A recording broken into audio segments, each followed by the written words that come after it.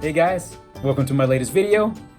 It's really interesting one. If anyone's familiar with STEAM, the sort of educational initiative, science, technology, engineering, art, and mathematics. It's little characters that are designed around those particular disciplines. And if you like it, please feel free to like this video and go on over to Instagram and Facebook and search for SketchyGOichie and you'll find me. Anyways, thanks a lot for watching and check it out.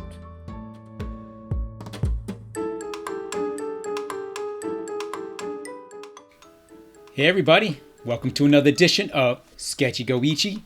I am your humble host, Roger Andrews, and we are diving all the way up in this STEAM team, I'm calling it. Actually, this is a job that I was commissioned by my buddy Dana Satterwhite of Quiver, I believe is the name of his company. He is a creative director, super creative person, tremendous friend, just has been in the industry forever and knows it all and has done it all, and is just a tremendous talent. But he, as friends tend to do, he gave me this project to work on. I'm not exactly sure which school system this was for. The project is essentially it's drawing the aspects of STEAM. STEAM being, as I tried to say in the introduction, it's science, technology, engineering, art, and math. It's for kids, I believe, elementary and middle school age kids. And the initiative is to basically to encourage American students, I believe in particular, to pursue those disciplines. So by disciplines, I mean if you want to study in the subject of math or art or science, they're trying to encourage kids to do so and encourage parents to encourage their kids to do so. So this project was for me to render characters that are visual representations of each of the 5 letters, the S, the T, the E, the A, and the M, and S being science, and create characters that are representative of such. So as you can see here, I'm just freestyling, as I often do whenever I start these projects, and that is the whole point of this particular video, is the creative process. And the process here is all about the brain attaching to the assigned project and allowing the hand to kind of filter out what is, essentially you're trying to figure out what the mandate is and apply your creativity to it and render it in such a way that you communicate to whoever the client is, whatever that given mandate was. And for me, this robotic character was probably in the science realm, the S. It is, I never have a straight line directly. When I have such a broad sort of, how would I describe it? A broad sort of, what's the word I'm hunting for? Free reign is the best way to describe it. The phrase I would be looking for is free reign. When you don't have those parameters, oftentimes it can be, for some it can be paralyzing. You have to be incredibly confident in your creativity and your skill for it not to be so daunting to have such an open landscape or an open mandate to fill. And for this, I think, this is probably, I would guess this is probably still this might be in the technology character, I believe. I'm not 100% certain. Could be the math one, actually, now that I think about it. Sorry if I'm not so specific about it, because I think what I did is I bounced around. I just started rendering the ones that the most interesting to me. The ones that an image came to mind. And this is the math one. I think I got some direction from Dana on how best to sort of, or not how best to render these, but more or less how to hone in or narrow down the literally infinite visuals that you could apply to this particular this particular group of characters, and the fact that they're a team too, I think should make them to be somewhat coherent as a team. I believe this was for, again, I don't know for certain, but I believe it was for the Detroit schools. So all of my characters have sort of an urban slant to them.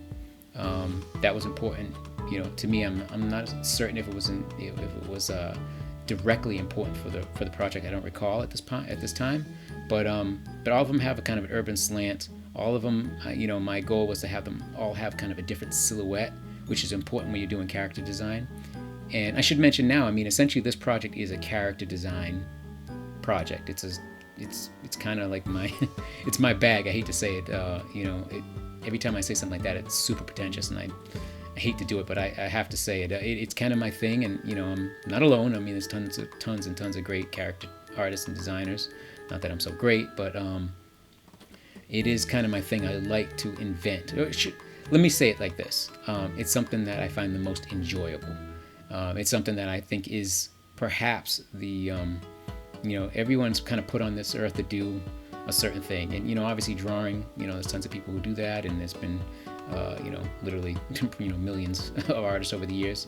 And there's probably, millions of guys who can do, and gals who can do these, characters from scratch. I get it.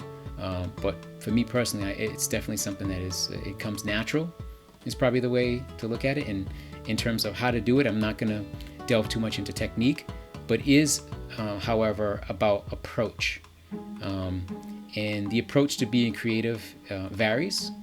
For me, as you can see, you can see this, hopefully you can see, it's just kind of scratching out some basic shapes, kind of like what I'm doing here with this robotic character. I think he's probably remote controlled by that gauntlet on the characters, on the human character on the left. And so it was just about coming up with some pleasing shapes and then working the details in. Now anybody can do this. They can do it for complicated characters, and they can do it for simplistic sort of little cartoony characters. You can do it for icons. But the reality is the process has to be some derivative of loosely sketching out some basic shapes and then applying detail to it. It's really not much more to it than that. And then anything beyond that is your own personal flair. Or, some people love to render in a certain manner. I prefer this, at least for this stage, this really loose sketch. You can see how it's not terribly refined. I haven't gone in and done the inks like I have in some of the previous videos. Like if you refer back to the Spider-Man video that I had done, the Far From Home costume Spider-Man, where he was really sort of angular but if you recall in that video, I think I did maybe like 20 something loose sketches. Maybe not even as refined as these, and these aren't refined at all. And just to capture the forms. Let's face it, character design, if you want to create something that's unique, or if you want to capture something that's existing, it's really existing property. It's really all about catching the forms. And these are rendered in such a way that they're cartoony. So, obviously the forms will be exaggerated. That's another thing that I feel, hopefully I feel, and people will agree that I have a natural knack for drawing exaggerated characters, or, whether it be elongated or really kind of scrunched down into little tiny characters. And I love drawing iconic shapes. It's my thing. Doesn't necessarily have to be your thing, but the process is the same regardless of what you're working on. If you're able to kind of define shapes, and you're able to sort of take a collection of images that are product of those shapes that you've created, you therefore have a character. And let's face it, most of what we do as artists is about storytelling anyways. And if you can tell as much story by taking those steps, loosely drawn shapes, refining them to a point where you've created an image, and if that image tells a little story, if there's something about, let's just narrow into the creating characters from scratch, like the S.T.E.A.M team. If it says to you that these are urban characters, like this character right here, he's a little bit on the nerdy side. But if there's something about him that kind of says urban in the way I've rendered him, then I've done my job properly. And that is essentially the job. The job is really, you know, particularly for something like this where it's client based, it's not just characters for fun, where there is, you know, I've said it several times in this video, a mandate, a guideline, if you will. You have to sort of take into account, there's more elements to it than just your own taste. Your taste should come through if you have a distinct sort of visual language to your style. However, it is, you have a customer. You know, it's probably not too much different than any other customer-based industry, you know, the industry of illustration and design. There's really no way around it. You have a customer, so you have to take into account what sort of goals they're trying to achieve into the art. There's just no way around it. I find, and hopefully this will be helpful for you, embrace that. That part of the challenge should be essential, but it also can be rewarding. It's an extra level of the challenge to not only just like, and all of us can just draw, you know, loose characters. All of us who like to can draw loose characters, whether they be cartoony or otherwise. Now imagine if you were given a sort of like a series of, like a checklist of things that you have to hit. That increases the challenge. It makes it almost like a game, for me anyways. And hopefully if you struggle with that, if you're given an assignment and you have a certain strict way that you want it to be in your head, and the reality is though, you've got to sort of bend your will a little bit to fit in that of the client. You know, be a good servant to the art, be a good servant to the story. The reality is the client oftentimes is bringing to you the story, at least in the broadest strokes, and then you're filling in the sort of spaces in between. You're sort of writing the chapters in between. It's like you've been given the table of contents, and your goal is to actually write the novel. And oftentimes you don't necessarily have to come up with the ending. The ending is more than likely determined by the client, or in this case by you know, the client's client. You know, to be honest with you, I'm not even sure if any of these were used for anything. It could have been just a, you know, just kind of an exploratory thing. To be honest with you, I really don't care.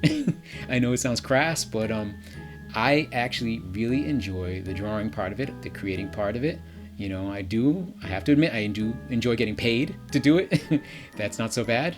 I actually will get into that in further videos. I will get into sort of the monetary aspects of doing what I do and what I'd like to sort of, you know, give to you guys a few little tidbits of advice that will help you to kind of monetize your sketching and your drawing. There are a bunch of avenues. The avenues are, even though there are a lot of avenues, they're somewhat reduced because the field of other artists out there is so vast. And there are lots of ways for clients to find artists. I know I watched another YouTube video about an artist who used Fiverr to, and he commissioned several different artists on Fiverr. I believe it was Jazza, Jazza. He's got a really good channel. It's really entertaining. Another artist, illustrator, cartoonist, designer. He does a little bit of everything, but he's super entertaining in how he presents it. And he gave himself a challenge of giving several artists on Fiverr, Fiverr, I believe is the app, to create characters similar to what I'm doing here. I think he gave them a specific criteria. That's the word I was looking for earlier when I reused guidelines for the 8th time. But criteria, and said draw character X in character Y, or I think it was maybe just one character. So character X in an environment, and there was a certain budget, I believe. You know, so there was one artist who had done it for, you know, a couple $100 and was really highly rendered digital art. Another artist did like a, you know, simpler sort of cartoony style. But I say all that just to say that there are avenues for artists. If you've got some talent and some skill and you want to put yourself out there and you want to you know, actually monetize, make some work, you know, of course you could create your own YouTube video. I mean, I'm doing it. You know, and there's obviously a vast space of folks doing it on YouTube, But clearly there is a way to monetize it, and there are several ways, and we will get into it. I should say that, if you notice, if you guys hopefully are following along with the visuals and not my my annoying banter, but you've noticed like each of the characters, they have their own visual language. They all have their own visual proportion. I think whenever you're rendering a team, there should almost always be, or at least a comic book sort of superhero team, if it were, there should always kind of be a variety of forms. This guy here could be the leader. The young lady that I've rendered there off to the side is, she could be, one of the female protagonists in the group. You can see I'm starting to kind of scratch in sort of the big bulky guy. There's always sort of a strength guy. I think I put that one on the back burner. And I hope you guys notice too, as I speak, there's some refinement. If you notice, like I've created sort of a uniform costume that I thought that might be, and I think maybe that was under the direction of the client, my buddy Dana, D-A-N-A. And he, I think maybe he directed me. Oh, excuse me. He directed me to sort of, give them all a unified costume, or at least, maybe his client recommended that. And so, yeah, that was the goal. I incorporated it. Maybe I was going down one path, and so this is clearly the math character, the M in S.T.E.A.M. She definitely has sort of a, you can see the equations. That's sort of like a force field of some kind, I guess. I kind of imagine it. I was probably rendering these right around the time of Doctor Strange movie, so a couple of years ago. So these are kind of old. But I think that vibe, that sort of like that energy force field, I think that's what I was going for. But it was all mathematical equations. In a previous character you saw there was the, I believe was the science character. I don't know if you noticed, there was like, he sort of manipulates his body. His body is like matter, and it, sorry, my New England accent creeps out every now and then. Matter, that his body his different sections of his body's arms and legs could form, different, atomic, properties. I guess is what I was going for. This character here is, I believe that's a T on his chest that I'm starting to render. So I'm guessing he's going to be the technological guy. The kind of Tony Stark of the team. There's always got to be sort of that there's an archetype that works. That sort of Justice League, that Avengers. And I think probably the goal of this was to capture sort of the Avengers vibe for these S.T.E.A.M characters. And this is just me sort of, just getting a feel for the costume. I know at some point I probably add, if he's the tech guy, I definitely add some tech elements to him. But I was just kind of, laying out just him in this sort of hovering pose. And you notice the proportions on it. Again, it's not meant to be perfectly anatomical. I hope you guys are picking up on that. I mean, it's pretty obvious. But what I am going for, however, is sort of a dynamic quality to it. He could probably be pushed even more dynamic, and I have in other characters to the extreme. But I think the point was he was just hovering. He's in a pretty relaxed state, so that's why he is the way he is. But his arms are a bit, particularly the foreground arm is a bit flared out, and you can see the background leg is a little back off in the distance. Probably in the refining stage, I'd probably go in and sort of alter the size and proportion of that to get that to be a little more accurate. But so again, he has some sort of technological powers. I imagine it to be sort of like a technological telekinesis.